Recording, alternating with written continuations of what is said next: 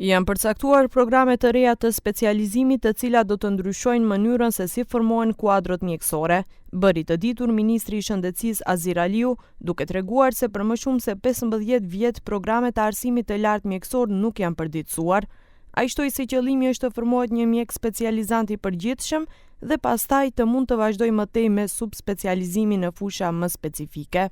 Thelbi i programeve të reja është i thjeshtë dhe shumë i guximshëm.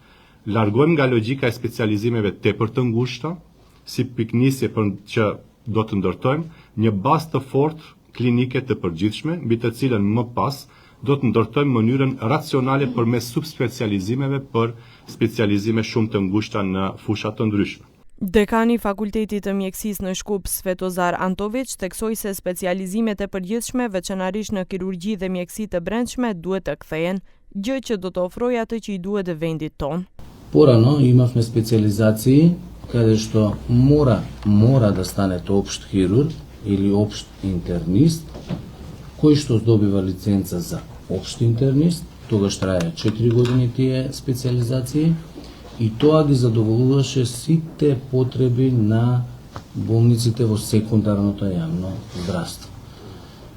Додека оние кои што најчесто работеа на клиниките или во некои од поголемите болници, како што се воената и градската болница, имаа потреба од дополнително високо специализиран кадар и беа упатувани на субспециализација, кои што траја 2 години. Kryetaria e Odës së Mjekëve Kalina Grivçeva shprehu shqetësimin se nëse një endokrinolog është në detyrë në departamentin e urgjencës dhe vjen një pacient me sulm në zemër, nuk di si ta trajtojë atë pacient. Специализации се по општа интерна и по општа хирургија се предолги кога ги споредиме со субспециализациите и колегите реално бираат да одат директно на субспециализација.